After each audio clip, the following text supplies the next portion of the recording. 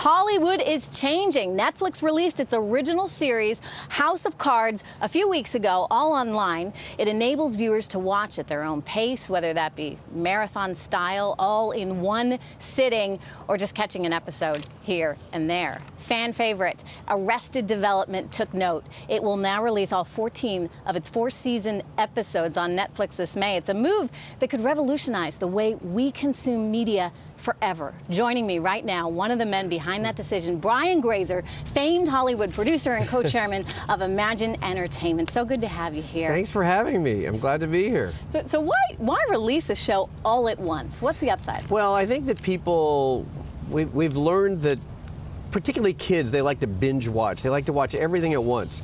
I happen to have also produced the series 24, which came out week after week after week, but people couldn't wait. So sometimes they would wait 3 weeks so they could see 3 at once, but often they'd wait the whole series and they'd see all of them in a 2-day period.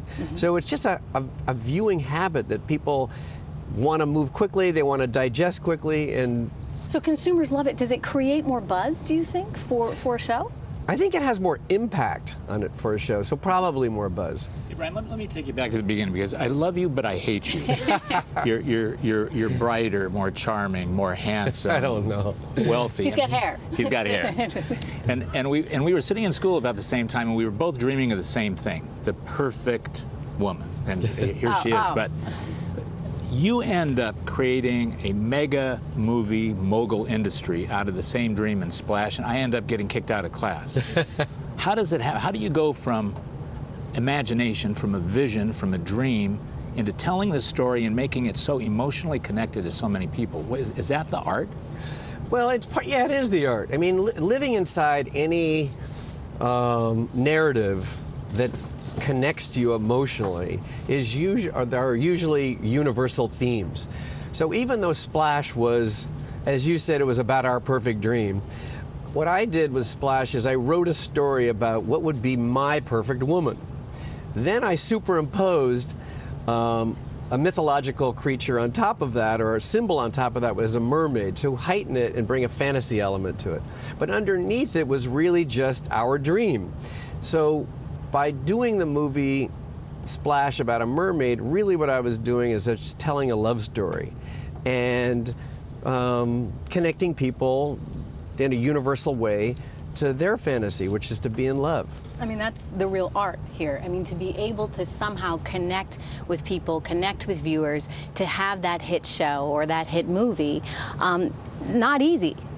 Is there a secret to it? Is there, you know, can you see when you get a pitch for a show, this is going to work? The first time you saw 24 across your desk, the first time you had that idea, did you say this will work?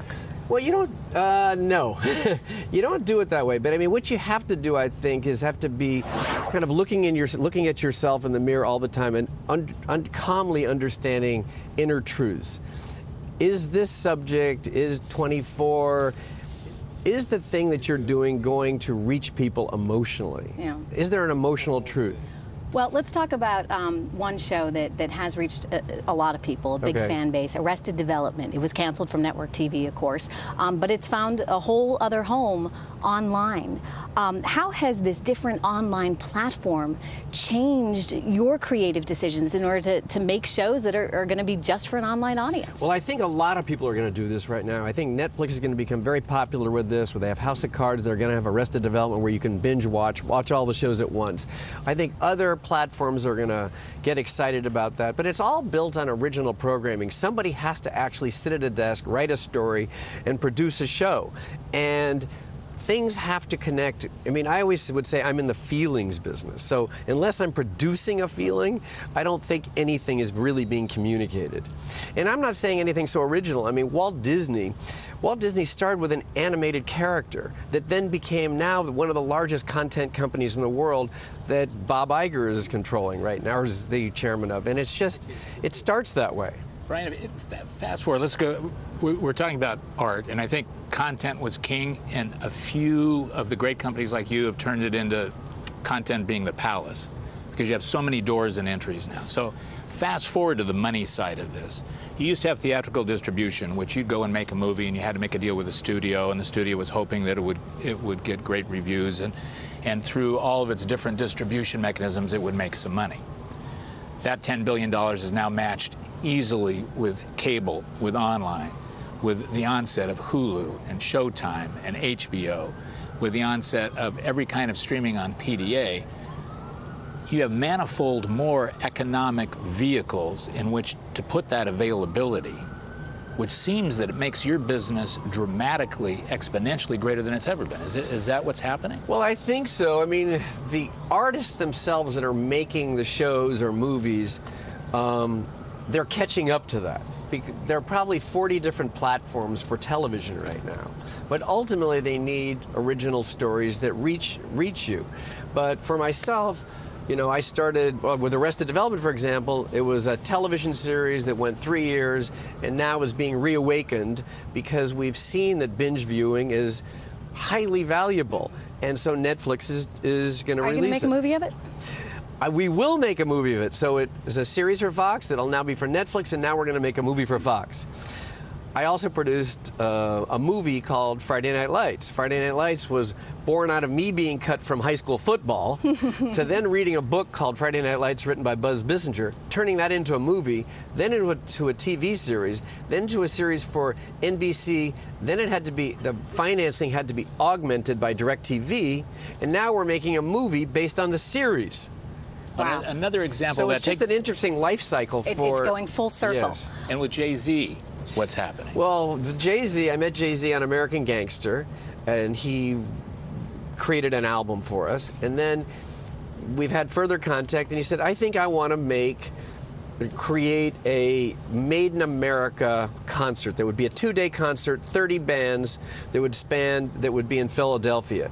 Different genres to speak inside of this fabric of the 2 days that there's genius in everybody. That kids today, there's an internet. You can get information or give information to anybody at all times. That's important, right? You can give information. You look at the deal that Netflix just did with Facebook, and so now you're going to be able to see what your friends are watching. So if they like Arrested Development, then maybe you say, oh, I think I want to see that too. How important is social media, do you think, in this whole change? I think social media is a huge factor. I think that it creates buzz, it creates excitement, it eventizes things. And we've seen this in our society, that whether it's the Arab Spring and you learn about it that way, or you can communicate it.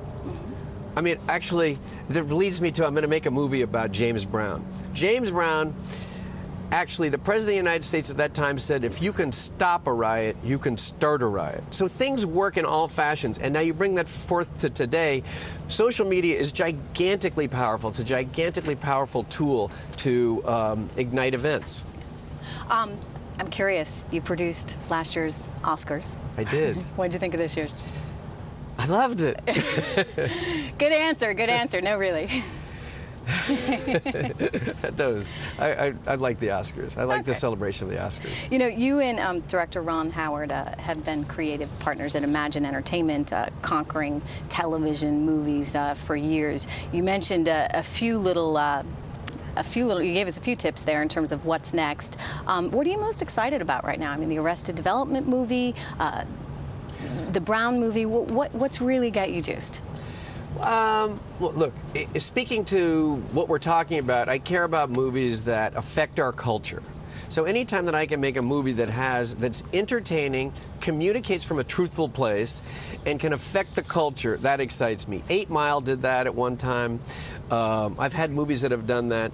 I think currently I'm trying to make a movie with Will Smith called Colossus that's about singularity, which is very present. You know, it's very much about what we're capable of doing when we're unified with, man is unified with technology. So I care about that. Yeah. I love James Brown because he's the most, you know, he's the most copied artist, or the most, you know, he's had such an effect on modern music.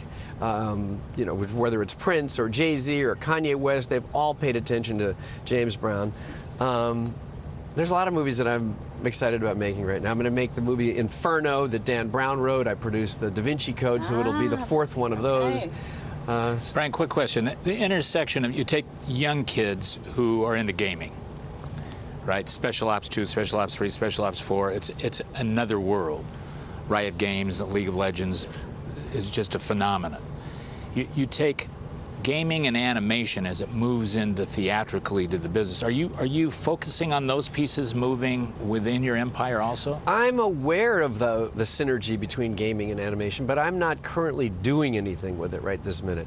I am going to do a Stephen King book, a very popular series of books called Dark Tower, and that's a transmedia property. So it'll probably reach into those worlds. It will have gaming involved. It does involve a television component. It's a movie that will take multiple different forms. So that movie itself could utilize those aspects of distribution. Okay, before we let you go, inquiring minds want to know what's going to happen to the Bluth family in season 4. Oh my God, you have to see it. Get on Netflix and check it out. And watch it? Yes. I want you to know, by the way, this is a very good friend of mine, Tom Barrack. We said, let's have dinner. All of a sudden, from dinner, we're doing the show. Better. That's Tom, Better. right? All right. Yeah. Thanks so much. Brian Grazer, Hollywood producer and co-chairman of Imagine Entertainment. Thanks so much for being here with us today.